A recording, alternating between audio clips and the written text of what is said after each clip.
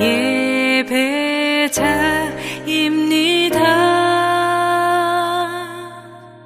내가 서 있는 곳 어디서나 하나님을 예배합니다. 나는 하나님을 예배하는 예배자입니다.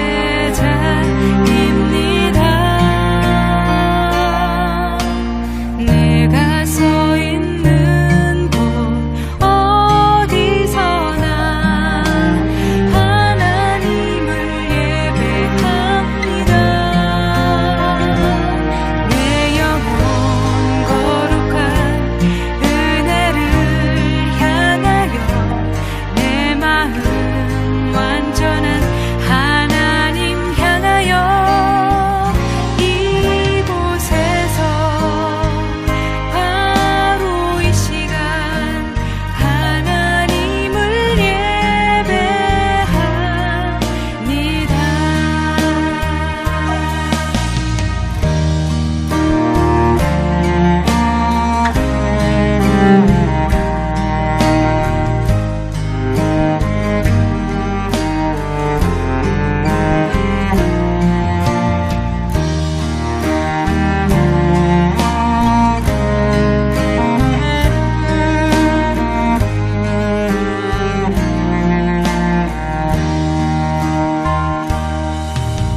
나는 하나님을 예배하는 예배자입니다. 내가 서 있는 곳 어디서나 하나님을 예배합니다. 내 영혼 거룩한 은혜를 향하여 내 마음 완전한 하나님 향하여 이곳에서 바로 이 시간 하나님을 예배합니다. 내 영혼 거룩한 은혜를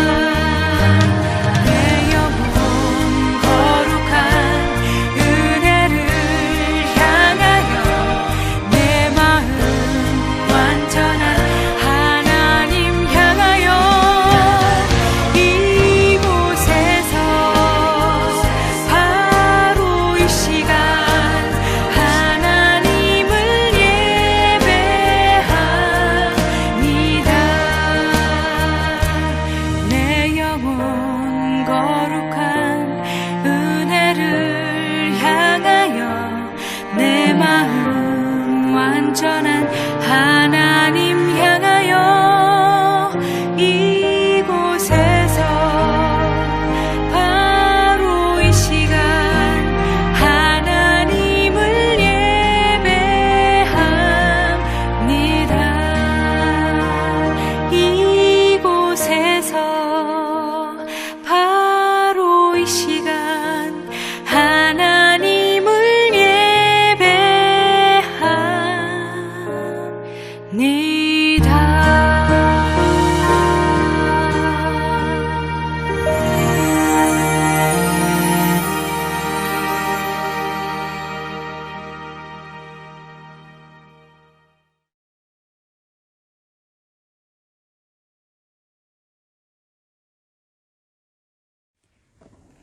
주님 앞에 예배 자리에 나온 여러분 환영합니다.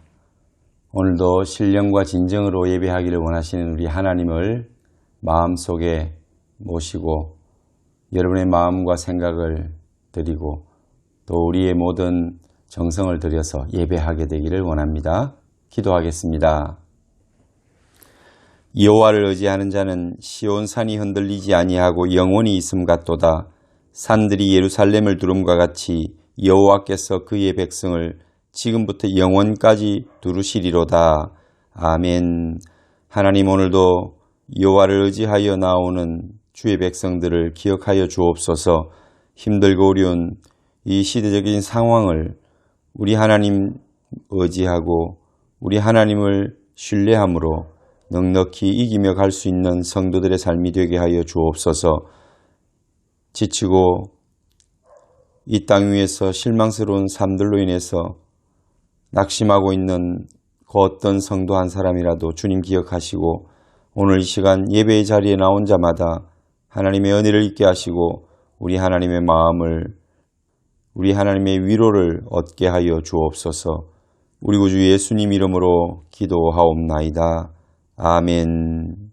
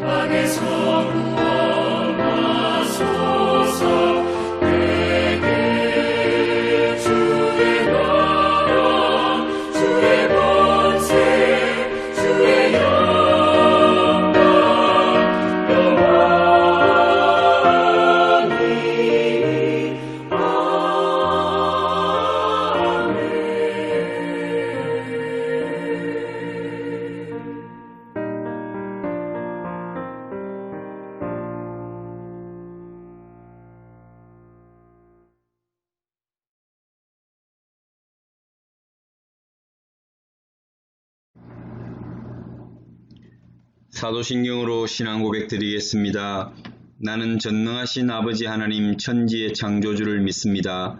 나는 그의 유일하신 아들 우리 주 예수 그리스도를 믿습니다.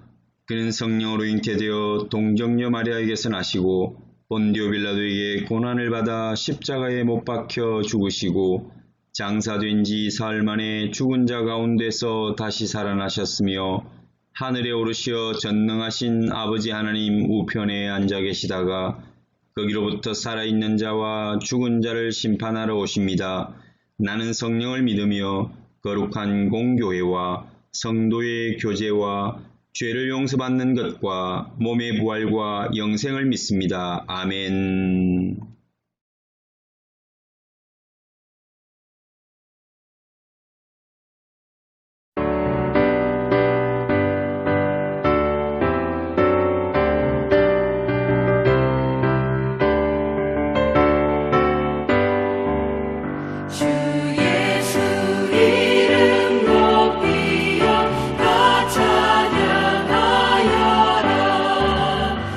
금별 유관을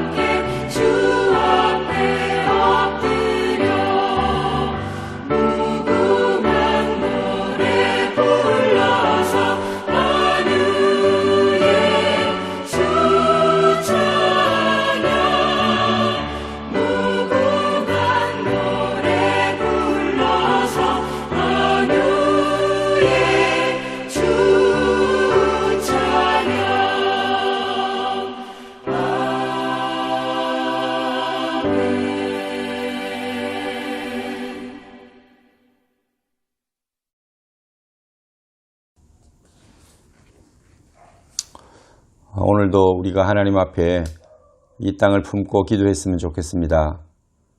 대한민국 우리의 민족과 또 열방을 품을 교회를 위해서 또 우리의 다음 세대 자녀들을 위해서 여러분들에게 남은 꿈과 비전을 위해서 그 꿈이 늘 우리 주 예수 그리스도의 은혜로 말미암아 또 성령께서 우리 속에 살아 역사하심으로 말미암아 늘 우리에게 꿈과 비전이 충만하고 하나님 아버지의 마음이 우리에게 부어질 수 있도록 그렇게 기도했으면 좋겠습니다. 코로나19로 인해서 힘들어하고 있는 많은 사람들, 나라와 민족들, 이 땅 위에 정말 이 마지막 때의 징조와 같은 코로나 사태가 빨리 물러가고 다시 한번 복음이 땅끝까지 이르도록 우리의 사명을 잘 감당할 수 있는 그 시대가 열리도록 기도했으면 좋겠습니다. 함께 기도하겠습니다. 하나님 아버지 감사합니다.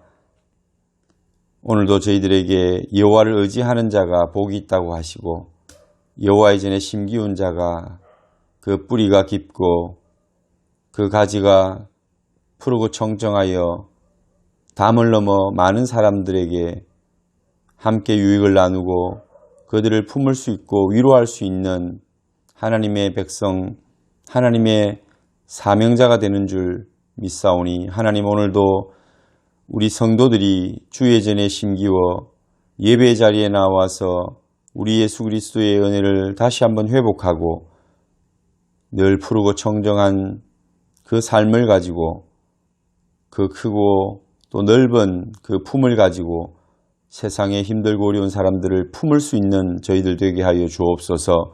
나 자신만을 위한 삶이 아니라 우리가 주의 은혜로 풍성하여질수록 세상에 필요한 사람들에게 우리의 것을 나누고 공유하며 또 그들에게 우리 주 예수 그리스도의 사랑과 은혜를 증거할 수 있는 복음의 빚진 자로서의 사명 감당하는 우리 성도들이 되게 하셔서 우리를 통하여 하늘의 신령한 은혜와 하늘의 기름진 복이 세상을 향하여 흘러갈 수 있도록 흑암 중에 있는 자들이 위로를 얻고 빛을 보게 하여 주옵소서.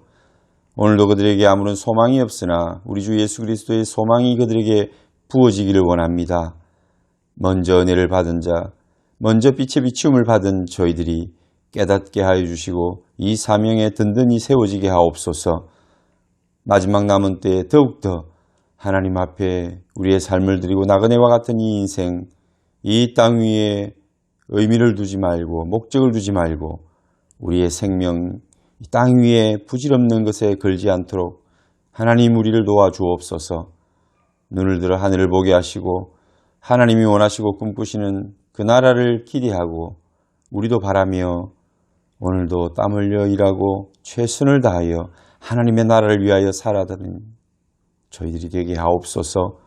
중보자의 삶을 살게 하셔서 아브라함같이 하나님 그 땅에 수많은 사람들을 품고 기도할 수 있는 저희들 되게 하여 주옵소서. 롯을 위하여 기도하였던 것처럼 내 형제 자매와 사랑하는 이웃을 위하여 기도할 수 있는, 중보할 수 있는, 목숨을 걸고 생명을 걸 수 있는 저희들의 삶이 되게 하여 주옵소서. 오늘도 예배자리에 나온 모든 성도들과 하나님 우리 자녀들을 기억하여 주시고 함께 대면하여 볼 수 없지만 각지에 흩어져서 또 한국 땅에서 우리를 위하여 기도하며 함께 예배드리는 모든 성도들, 그 가정과 그들의 생업의 현장을 축복하여 주옵소서. 오늘도 말씀이 우리에게 임할 때 나에게 주시는 레마의 말씀이 되게 하시고 내 자신이 그 말씀을 붙들고 생명의 떡처럼 우리가 날마다 그 말씀 먹고 살아 하나님의 나라에 살아있는 사역자, 살아있는 사명자 되게 하옵소서. 깨어있는 자가 되게 하여 주옵소서.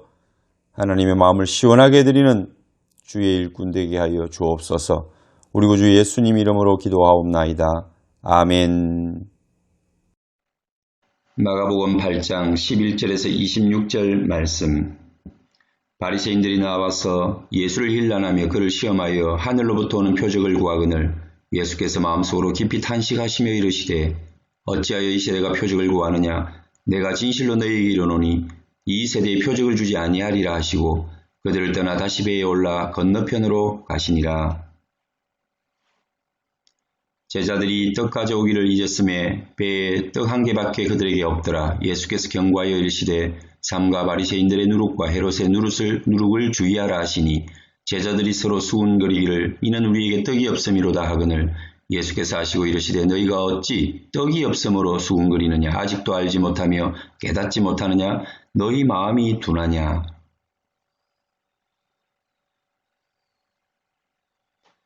너희가 눈이 있어도 보지 못하며 귀가 있어도 듣지 못하느냐 또 기억하지 못하느냐. 내가 떡 5개를 5,000명에게 떼어줄 때에 조각 몇 바구니를 거두었더냐 이르되 12이니이다. 또 7개를 4,000명에게 떼어줄 때에 조각 몇 광주리를 거두었더냐 이르되 7이니이다.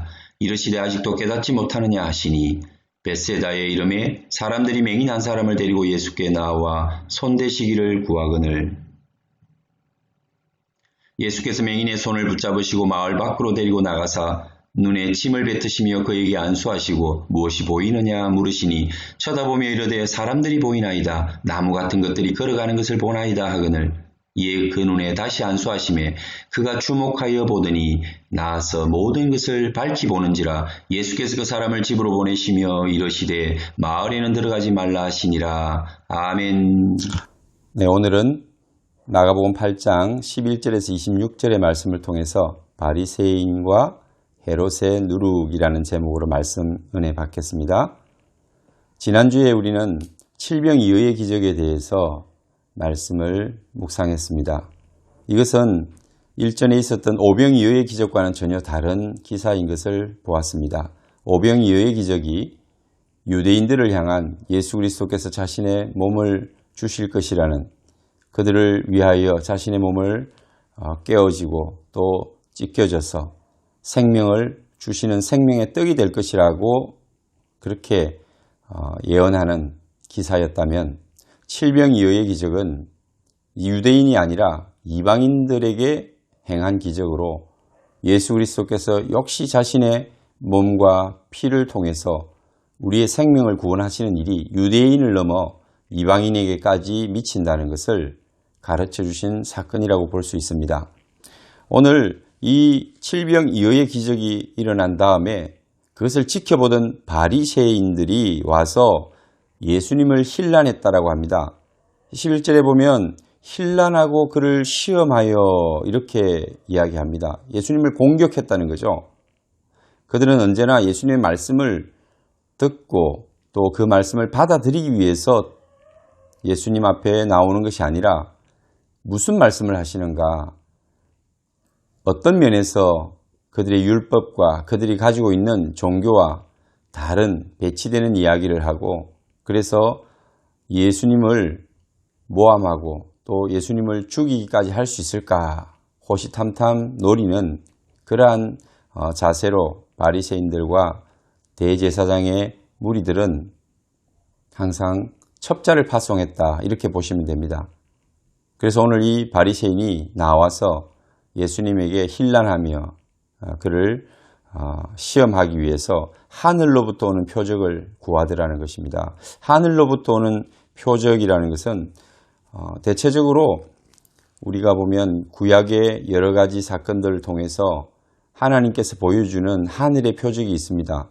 천군 천사를 동원하여서 엘리사와 엘리야 시대에 그 아람 군대를 인해서 위협을 당하는 이스라엘을 보호해 주시는 자기 백성을 지키시는 그런 모습들, 그래서 불병거와 불말들 이런 하늘의 초자연적인 하나님의 역사들, 엘리야의 불이 떨어진다든지 이러한 것들은 이 땅 위에 어려움을 당하고 시험을 당할 때, 고난을 당할 때 하나님께서 하늘로부터 신비한 역사를 통해서 그 땅의 형편들을 해결해 주시는, 특별히 지금 이 이스라엘 백성들이 기대하고 있는 바 바로 로마로부터의 자유와 독립입니다.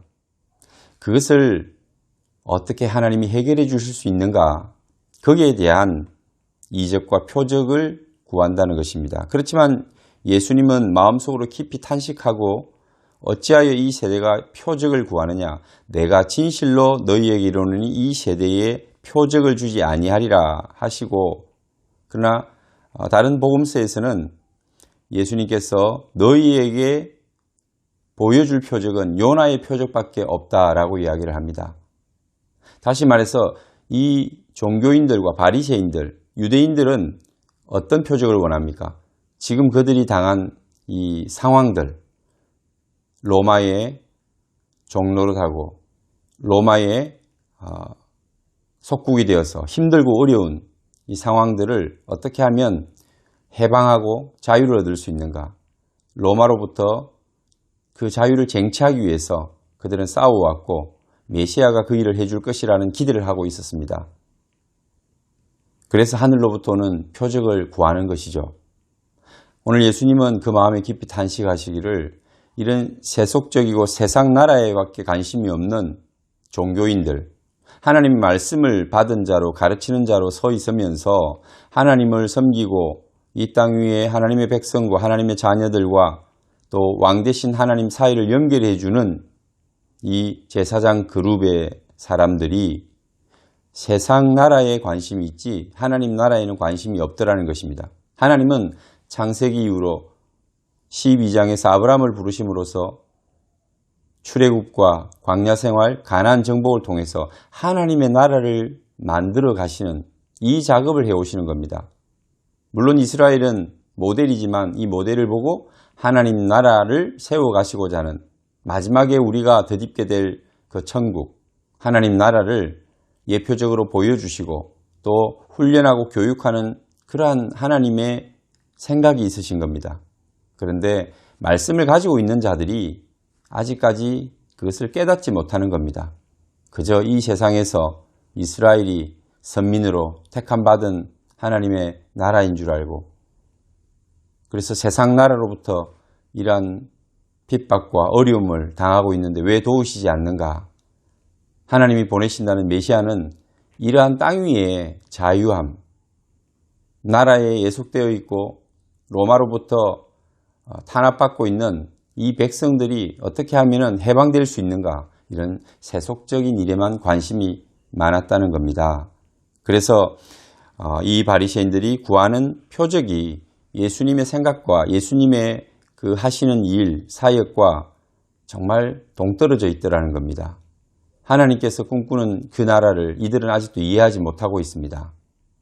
그들이 존재가 어떤 존재이며 또 하나님이 꿈꾸는 그 사람과 백성, 나라와 민족, 하나님의 나라, 마지막 하나님이 왕이 되어서 통치하실 그 하나님의 나라를 이들은 이해할 수가 없는 거죠. 아직 이해하지를 못했습니다. 하나님이 답답하신 거죠.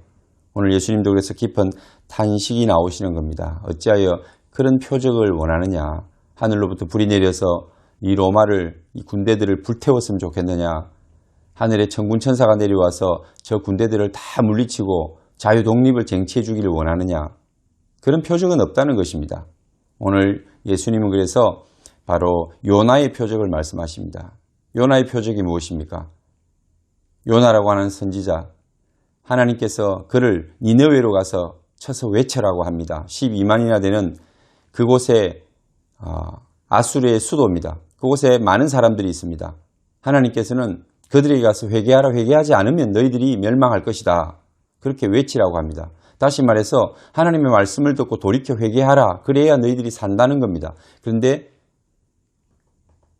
요나는 사실 그 니느웨 그리고 그 아수르가 달갑지 않습니다. 가고 싶지 않습니다. 그곳에 가서 특별히 더더욱이나 그들을 회개케 해서 살려주는, 구원해주는 일은 하고 싶지 않은 겁니다. 민족과 국가적으로 절대적으로 이 니느웨와 아수르는 원수입니다. 아수르는 강력한 대제국이었고 아주 잔인한 국가였습니다. 그리고 북왕국 이스라엘을 멸망시킨 나라이고요. 오늘 이 나라의 수도에 가서 외쳐서 복음을 전하고 회개케 하라.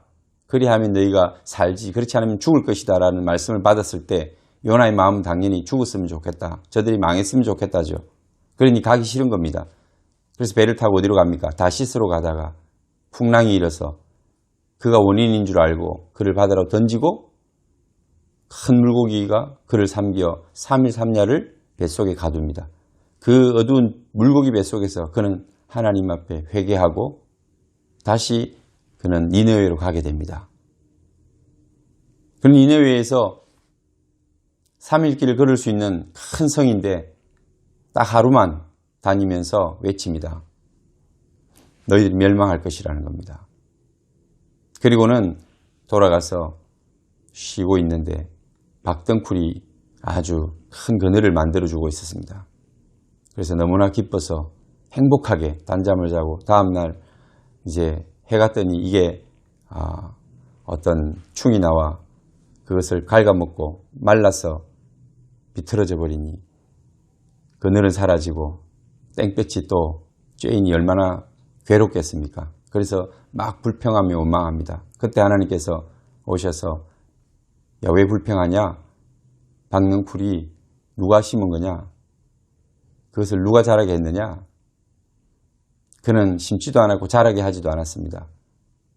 하나님이 하신 거죠. 너는 심지도 않고 자라게도 하지 않은 그 박능풀 하나 때문에 그렇게 불평하느냐? 하나님께서 창조하시고 또 하나님께서 만드신 이 땅 위에 수많은 사람들, 한 영혼 한 영혼이 하나님은 귀하고 사랑스러우신 겁니다. 그들이 망해가는 것을 보기가 견딜 수가 없는 것이 우리 하나님의 마음이요 심정입니다. 그것을 요나는 이해하지 못했죠. 놀랍게도 니느웨 성은 짐승까지도 다 회개하고 하나님 앞에 돌아옵니다. 그래서 구원을 받게 되죠. 해피엔딩으로 끝나는 이야기입니다. 오늘 이 이적과 이 기사가 오직 유일한 표적이라고 그렇게 예수님이 말씀하십니다. 다시 말해서 사람들은 땅 위의 나라와 땅 위의 권세, 땅 위의 물질, 재물 그리고 자기가 누리고 있는 어떤 권위를 소중하게 여기고 그게 전부인 걸로 생각합니다. 그것을 위해서 목숨을 겁니다. 종교조차도 그들이 신앙하는 하나님조차도 이것을 위하여 존재해야 되고 이 일을 위하여 하나님이 뭔가를 해 주셔야 되는 존재라고 그렇게 생각하는 거죠. 우리가 이 땅 위에 살다 보면 나도 모르게 나 중심으로 내가 편안하고 내가 어떤 힘을 가졌다면 그것을 지키기를 원하고 내 영역을 지키기를 원합니다. 더 많은 것을 가지기를 원합니다. 그것을 또 보호하기를 원합니다. 그렇게 살다 보면 우리의 신앙이 하나님 앞에서 종교화된다, 화석화된다는 겁니다. 자기도 모르게 하나님을 섬기고 하나님을 사랑하는 것이 아니라 오히려 자기를 사랑하고 자기가 가지고 있는 소유와 땅 위의 명예를 섬기게 되는 그러한 종교인으로서 타락하게 되는 겁니다. 하나님이 미워하시는 바 바로 하나님을 사랑하는 하나님을 섬기는 그 마음을 잃어버리는 자가 되고 땅 위의 것들을 섬기는 우상을 섬기는 자와 방불한 전혀 구별되지 않는 그런 사람이 그런 영혼이 되는 거죠. 오늘 우리가 하나님 앞에서 이런 부분들을 날마다 주의하고 또 돌아보고 내가 어떤 도덕적인 윤리적인 그런 틀을 벗어날 때는 예민하게 느끼지만 그보다 더 소중한, 더 중요하고 하나님이 관심을 가지시는 부분, 하나님을 얼마나 더 사랑하고 하나님의 뜻과 하나님의 꿈, 그 하나님의 나라가 있는데 거기에 관심이 없이 세상에 함몰되는 거기에만 온통 내 마음을 다 빼앗기는 그런 삶을 우리는 살아가면서도 얼마나 잘못되었는가, 그것이 하나님 미워하시는 바 된 것인가를 잘 깨닫지를 못합니다. 그저 편안하고 뭔가 안정이 되면 우리는 안심하고 살아갈 뿐입니다. 아무것도 잘못된 것이 없구나. 나는 평안하다. 하나님이 지켜주시기 때문에 내가 신앙생활 잘하기 때문에 내가 평안하고 내가 부요하고 부족함이 없고 모자람이 없다. 이렇게 생각하며 살아가는 거죠. 그게 더 훨씬 위험한 삶이라는 겁니다. 오늘 예수님의 마음은 이러한 세상에 있는 것이 아니라 하나님의 나라에 있습니다. 하나님의 소유로 살아가는 이스라엘 백성들의 삶, 또 하나님의 자녀들의 삶을 기대하십니다. 그래서 예수님이 보여주실 수 있는 그 표적은 바로 요나가 했던 생명을 구원하는 일, 그것이었습니다. 오늘 세상은 세상에 관심이 있고 세상의 어떤 소유와 명예와 찬란히 빛나는 영광에 관심이 있다면 우리 그리스도인은 요나처럼 내 마음에 들지 않고 힘들고 괴롭지만 하나님의 말씀에 순종하고 복음을 전하고 많은 사람들의 생명을 위하여 살아가는 삶, 그것이 중요하다는 겁니다. 그 표적을 차라리 구하고 그 삶을 구하는 것이 하나님의 자녀의 도리이고 또 바른 삶이라고 말할 수 있는 겁니다. 그들을 떠나서 다시 배에 올라 건너편으로 가시는데 이 이야기들은 스토리가 끊어지지 않고 계속 연결된다고 보시면 됩니다. 제자들이 떡 가져오기를 잊었다 합니다. 떡 이야기가 계속되죠. 5병이요, 7병이요. 여기는 한 개의 떡을 가지고 왔습니다. 남은 게 좀 많았는데 그걸 챙기는 것을 잊어버렸다는 거죠. 그래서 아차, 그들이 나중에 느낍니다.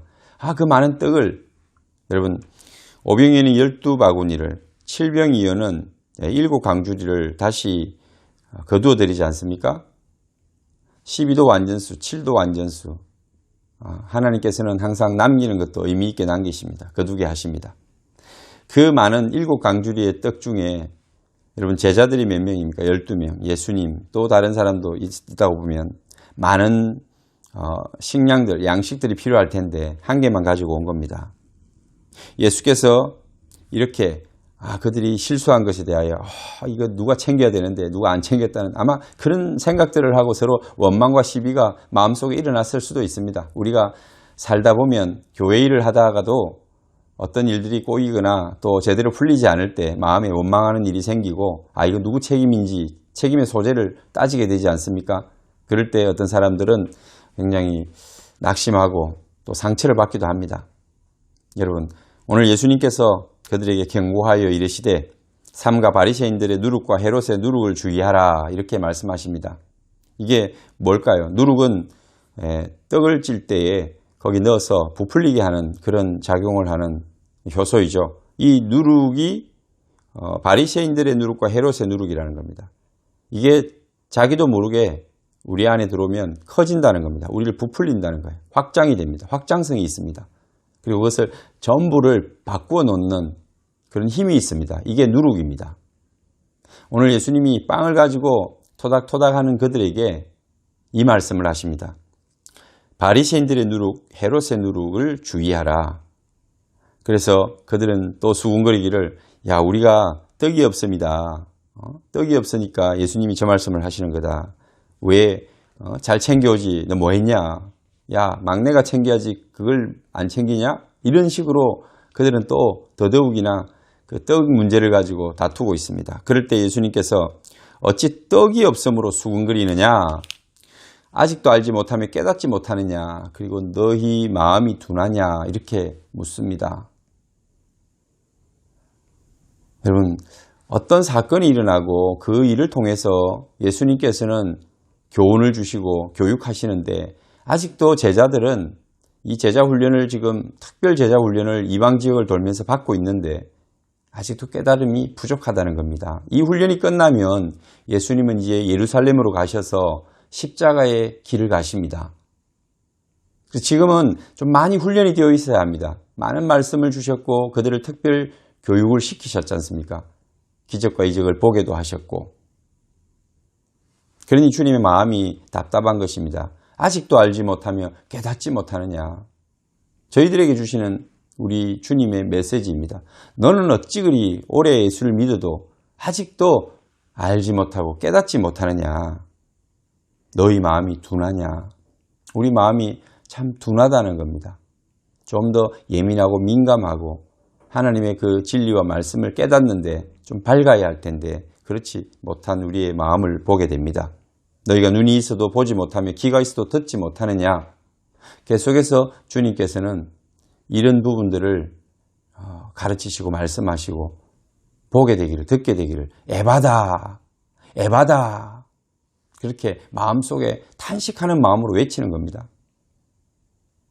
듣는 자는 듣고 듣지 못하는 자는 듣지 못하게 말씀하시고 그러면서 듣는 자가 좀 귀가 열려서 들어주기를 간절히 그렇게 원하시는 우리 예수님의 마음입니다. 우리를 향하신 그 사랑이 있기 때문에 이런 답답한 마음을 가지는 거죠. 여러분 스스로 한번 생각해 보십시오. 내가 예수를 믿고 하나님의 말씀 앞에, 복음 앞에 나는 얼마나 깨어 있는가? 나는 그것을 깨닫고 있는가?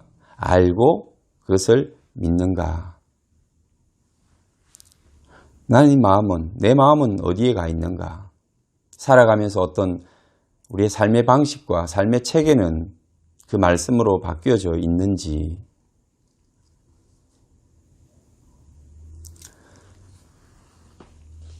내가 떡 5개를 5,000명에게 떼어줄 때에 조각 몇 바구니를 거두었느냐? 12리니이다. 7개를 4,000명에게 떼어줄 때에 조각 몇 강주리를 거두었더냐? 이르되 7이니이다. 12리니이다. 7이니이다. 12바구니 남기고 7바구니를 또 거두어드리는 이 이야기를 다시 해주십니다. 이러시되 아직도 깨닫지 못하느냐?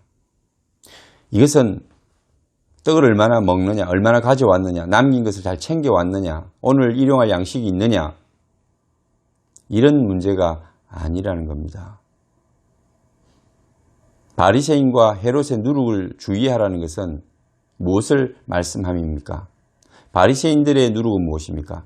언제나 그들은 이 하나님의 말씀, 율법을 정형화시키고 또 그것을 구체화시키고 조항들을 만들어서 완벽하게 인간이 생각할 때 빈틈이 없는 자기 생각과 자기 주관 또 거기에는 어쩌면 편견이 점점점 녹아져 들어가고 거기 서며 있어서 처음에 하나님 주신 그 본질과는 동떨어져 있는 율법과 그 조례, 규약들을 만들어낸 것입니다. 그리고는 그것을 지킴으로써 하나님을 잘 섬기고 잘 믿는다라고 생각하는 거죠. 그게 바리새인들입니다. 바로 화석화되어 버린 생명력이 없는 눈물이 없는 종교가 되어버린 것입니다. 하나님을 향한 진정한 사랑과 이웃 사랑이라고는 눈꼽만큼도 없는 자기가 주인이고 자기가 모든 것을 할 수 있고 자기가 정해놓은 거기에 합당하면 자기가 만족하고 기뻐하고 나는 제대로 믿고 있어.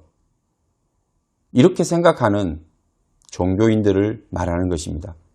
바리새인들의 누룩은 그런 형태의 종교 생활을 하는 사람들입니다. 이것도 누룩처럼 퍼져서 우리 안에 또 교회 안에 역사 속에 언제나 나타나고 또 이것들로 인해서 많은 사람들이 이 하나님을 섬기는 기독교의 본질을 잃어버리고 인간의 종교로 타락시켜버리고 그래서 세상과 하나님 앞에서 인정받지 못하는 그러한 교회, 그러한 성도로 전락해버린 경우가 많다는 것입니다. 오늘도 한국 교회를 보거나 이 땅 위의 교회들을 볼 때 보편적인 교회가 이렇지 않다고 말할 수 없고 어느 교회가 이 일에서 자유로울 수가 있는가? 어떤 신앙인이 이러한 삶에서 자유로울 수 있는가? 바리새인들. 어쩌면은 바리새인은 미치지 못하고 바리새인과 같은 그러한 기준과 가치를 가지고 자기의 틀을 가지고 편견을 가지고 하나님과 전혀 관계없는 신앙생활을 하는 교회지만 기독교인이고 그리스도인이지만 하나님과 전혀 관계없는 삶을 살아가는 많은 교인이 있을 것이고 또 변질된 교회들이 이 땅 위에 있을 것이라는 겁니다. 헤롯은 땅 위의 영광을 그는 왕으로서 항상 그 자리를 보존하기 위하여 살았던 사람입니다. 백성을 잘 다스리거나 자기의 본분을 다하고자 하는 그런 마음이 있는 것이 아니라 언제나 자기 자리를 유지하고 보존하려고 하는 그런 사람이었죠. 오늘 이들의 그 누룩이라는 것은 우리에게 얼마나 쉽게 전염이 되고 나는 바리새인처럼 많은 것을 공부해서 지키기 위해서 노력하지 않지만 내 속에 작은 편견 하나, 내가 가지고 있는 인간적인 가치, 내가 살아왔던 환경을 가지고 우리 신앙생활을 주도해가고 또 그 삶에 만족하면서 살아가는 그런 사람은 없는지 우리가 한번 돌아봐야 합니다. 나는 하나님의 말씀에 근거해서 살아가는가 아니면 내가 만든 가치와 인간적인 그 카테고리를 가지고 패러다임 속에 살아가고 있는가? 나는 잘 믿는다고 생각하지만 너무 삭막하고 정말 그 안에 사랑이라고는 눈꼽만큼도 없어요. 용납하고 인정해주고 품어주는 그 하나님의 마음이 없습니다. 그리고 나는 완벽하게, 나는 잘 믿고 있다. 나만한 사람이 어디 있는가? 나는 그동안 잘 살아왔다. 이만한 신앙이면 충분하다. 이렇게 생각하며 살아가는 겁니다. 여러분, 오늘도 여러분의 부족함 때문에 하나님 앞에 마음이 아프고 울고 있다면 그분이 어쩌면 하나님이 기뻐하시는 그리스도인일 겁니다. 하나님의 말씀을 이루기 위해서 부족하지만 안 되지만 넘어지며 일어나고 또 그 길을 걸어가고자 하는 여러분, 그 한 사람이 하나님 기뻐하시는 사람입니다. 그 사람이 바로 하나님이 기뻐하시는 그리스도인입니다. 오늘 바리새인 같은 그런 삶이 되지 않도록 헤롯 같은 땅 위의 명예에 집착하고 교회 안에서 자리에 보존하기 위해서 어떤 자기가 가지고 있는 그 기준을 맞추기 위해서 신앙생활하고 살아가는 그런 모습이 있다면 과감하게 우리가 버리고 끊어내고 또 그것으로부터 자유로워야 할 것입니다. 하나님께 기도해야 될 문제입니다. 이제 드디어 베세다로 갑니다. 베세다는 게네사렛을 통해서 시돈과 두로를 통해서 북쪽 이방 지역을 돌기 전에 원래 이 지역에 가려고 했다가 이제 서편 쪽을 돌고 나중에 이제 베세다에 드디어 들어가게 됩니다. 이 베세다에서도 맹인을 고치는 이야기가 나옵니다. 오늘 눈 멀고 귀 먼 자들, 귀가 있어도 듣지 못하고 눈이 있어도 보지 못하는 자들에 대해서 깨달음을 말씀하신 예수님께서 오늘 맹인을 고치는 이야기가 바로 이어서 나옵니다. 베세다 이름에 사람들이 맹인을 한 사람 데리고 와서 예수께 나와 손대시기를 구한다 했습니다. 고쳐주시기를 구한다고 했습니다. 근데 예수님께서 이 맹인의 손을 붙잡으시고 마을 밖으로 데리고 나가서 눈에 침을 뱉으시고 그리고 그에게 안수하시고 무엇이 보이느냐 물으십니다. 오늘 이 23절의 이야기는 상당히 좀 구체적이고 예수님이 치료하는 방법과 조금 또 다른 면을 가지고 있죠.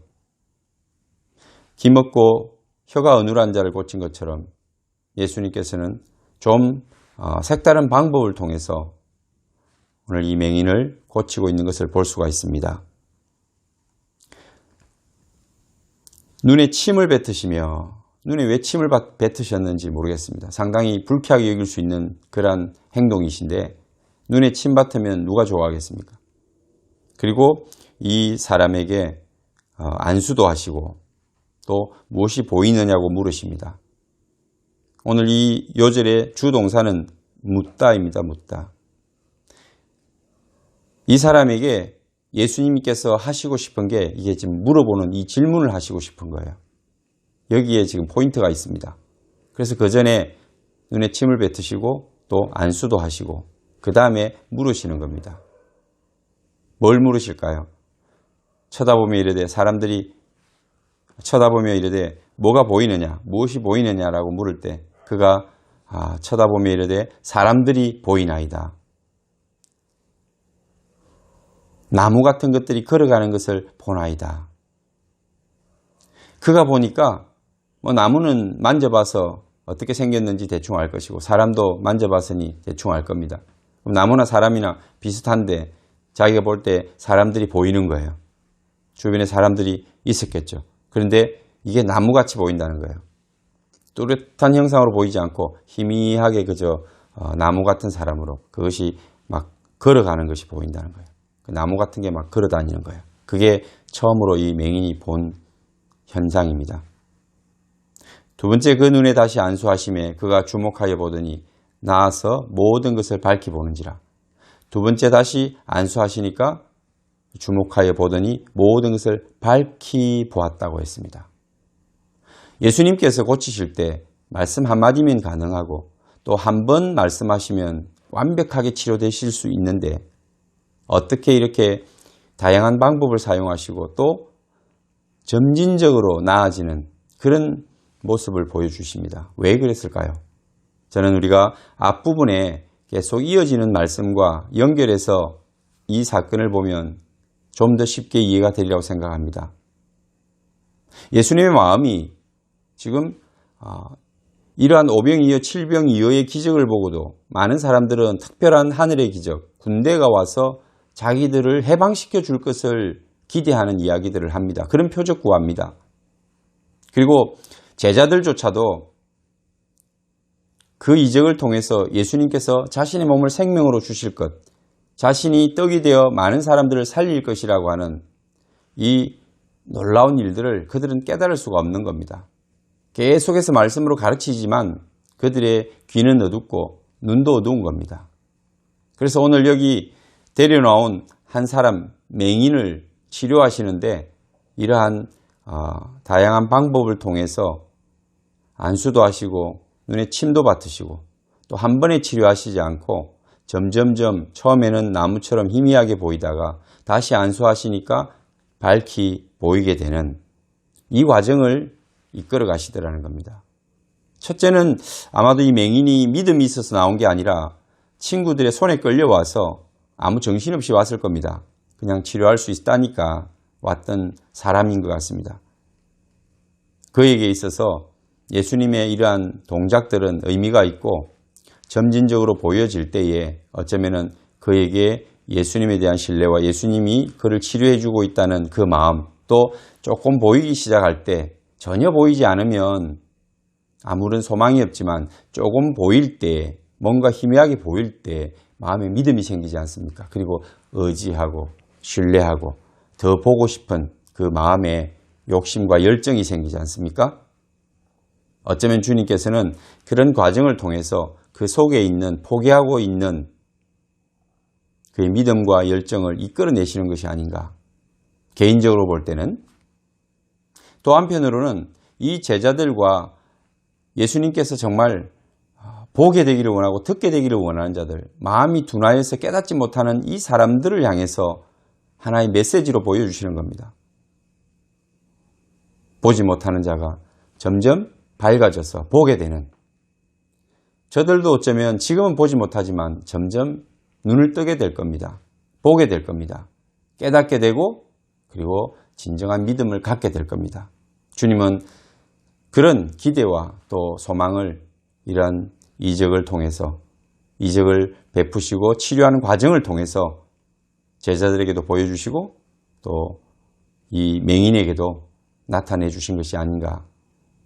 오늘 전체적으로 봤을 때 예수님께서는 많은 사람들이 땅 위의 욕심을 가지고 이 땅 위의 소망을 가지고 어떻게 하면 유대가, 이스라엘이 로마로부터 독립할 것인가, 자유를 얻을까, 우리가 좀 더 풍요하게 누리며 살까, 바리새인이나 사두개인이나 제사장이나 헤롯 왕이나 자기 자리를 보존하고 유지하고 그 안락함과 풍성함과 사람들에 대한 건의와 영광, 이런 것을 잃지 않기 위해서 몸부림치는 이런 모습을 볼 때 참 예수님의 마음은 안타깝고 아프다는 겁니다. 답답하다는 겁니다.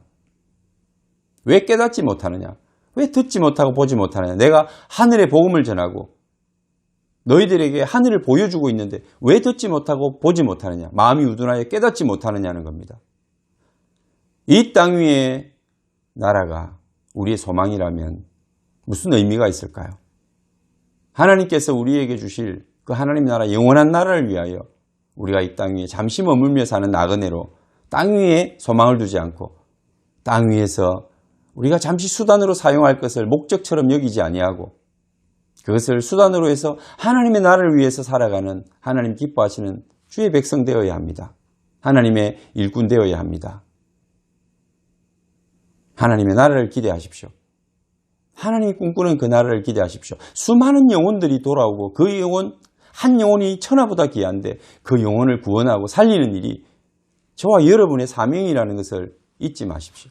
땅 위에서 어떤 것을 소유하고 지키기 위해서 몸부림치는 것보다 그것을 다 내려놓고 다 포기할지라도 한 영혼을 구원하고 한 사람 하나님의 백성을 찾아내는 일, 잃어버린 한 마리 영혼을 구하기 위하여 찾기 위하여 밤이 맞도록 찾는 목자의 심정으로 이 땅 위에 살아가야 되는 것이 저와 여러분의 사명이라는 겁니다.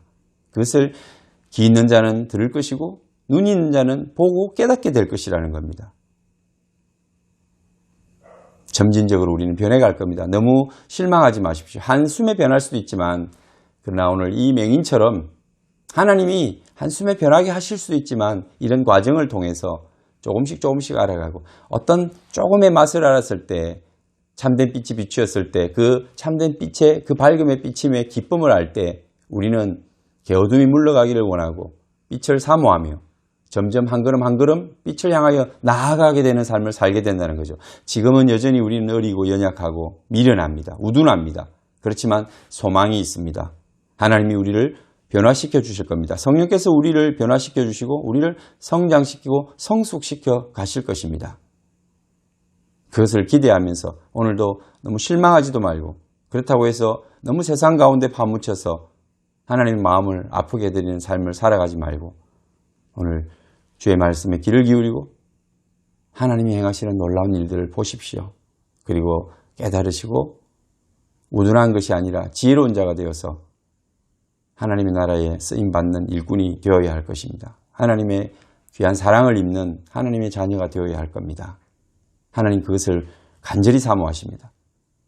오늘 이러한 사건들을 통해서 예수님이 우리를 향해 기대하시는 그 마음을 다시 한번 깨닫게 되기를 원하며 우리의 삶이 더 풍성한 길로 나아가게 되기를 축원합니다. 기도하겠습니다. 하나님 아버지 감사합니다. 오늘도 이 땅 위를 살아가며 땅 위의 영화를 꿈꾸며 땅 위의 풍성함을 꿈꾸며 땅 위에 잘 되는 것들을 늘 바라고 기대하며 살아가는 저희들의 연약하고 부끄러운 모습을 용서하여 주옵소서. 하나님 오늘도 바리새인들의 또 헤롯의 누룩을 주의하라고 하신 주님의 말씀을 깨닫게 하여 주옵소서. 우리의 마음에도 이러한 누룩이 언젠가 들어와서 우리를 집어삼키고 우리를 변화시켜버립니다. 하나님 우리가 깨어있게 하여 주시고 늘 주의 말씀에 귀를 기울이고 주께서 보여주시는 일들을 통해서 보는 눈을 갖게 하시고 깨닫는 마음을 주옵소서. 땅 위의 것들이 아니라 하늘의 것에 신령한 것에 영원한 것에 하나님 사랑하시는 한 사람의 영혼에 관심을 갖는 저희들이 되게 하여 주옵소서. 우리 예수님의 답답한 마음을 이해하여 그분의 마음을 시원하게 해드리는 주의 종이 되게 하시고 오늘도 힘들고 어려운 시대를 살아가는 우리 모든 성도들이 해야 될 일이 무엇인가를 깨닫게 하시고 내 생각과 편견에 갇혀 있지 말게 하시고 새로운 패러다임, 하나님이 주시는 말씀의 패러다임을 깨닫게 하셔서 새로운 땅을 살아가는 새로운 체계와 새로운 가치를 가지고 우리의 삶을 하나님 앞에 아름답게 살아내는 승리하는 성도들 되게 하여 주옵소서. 우리 구주 예수님 이름으로 기도하옵나이다. 아멘.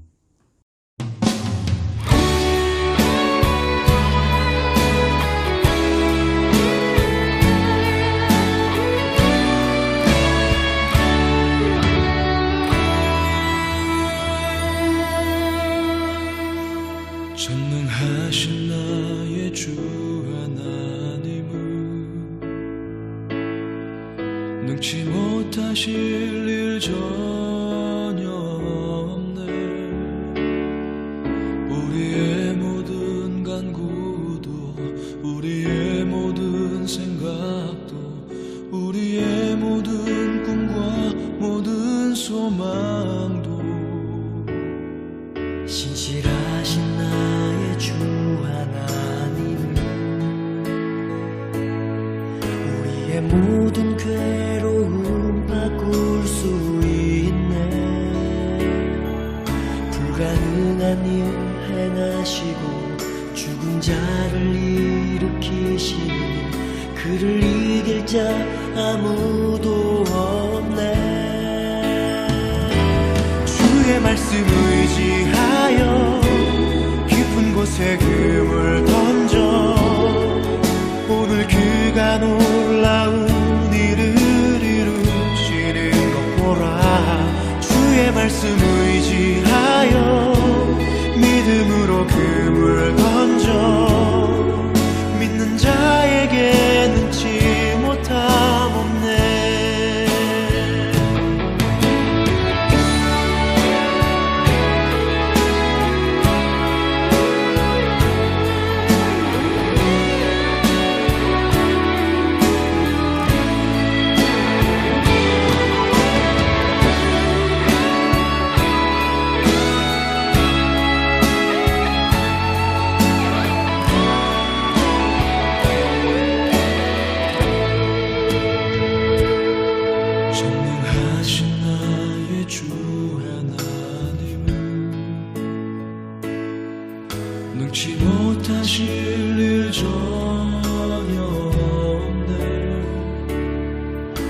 우리의 모든 간구도 우리의 모든 생각도 우리의 모든 꿈과 모든 소망도 신실하신 나의 주 하나님은 우리의 모든 괴로움 바꿀 수 있네.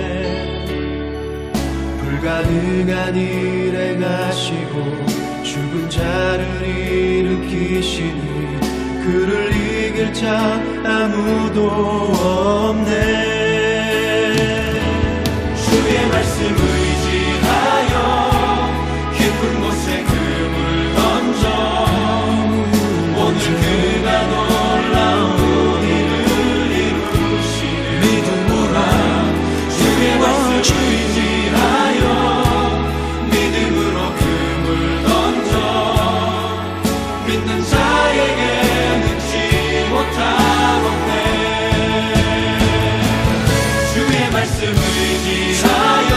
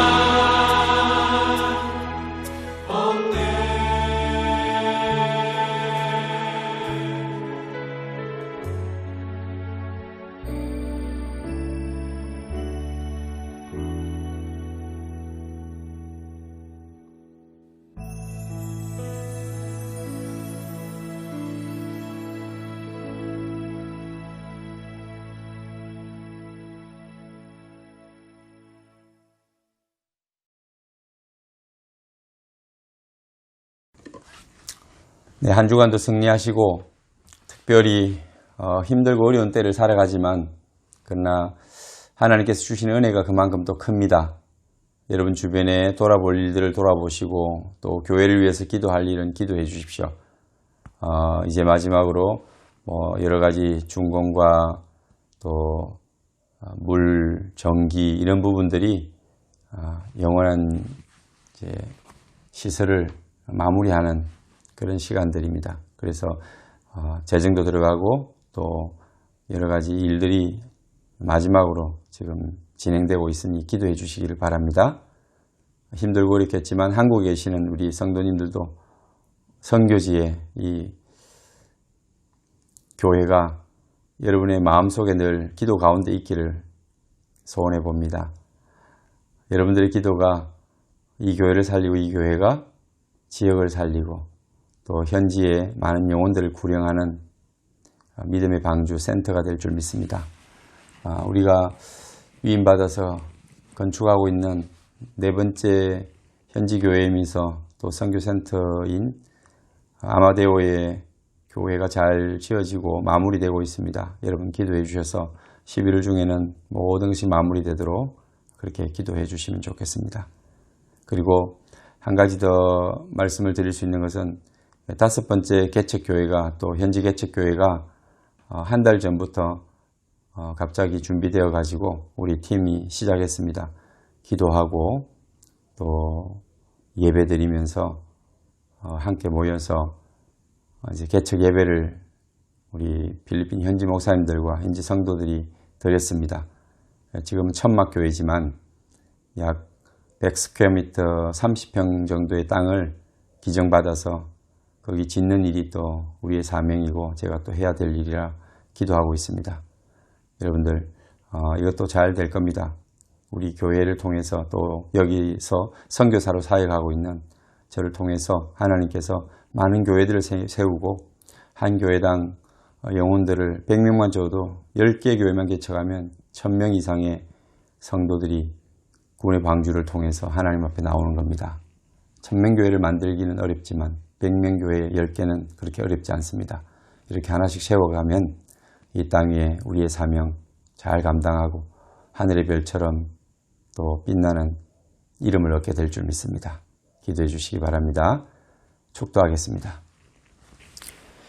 이제는 우리를 위하여 피 흘려주신 예수 그리스도의 은혜와 아버지의 극진하신 사랑과 성령님의 위로하심과 교통하심이 오늘도 힘든 환경 속에서도 하나님 의지하며 하나님이 주시는 꿈과 비전을 가지고 살아가기를 원하는 우리 모든 성도들과 자녀들과 생업의 현장 위에 지금부터 영원토록 함께 계실지어다. 아멘.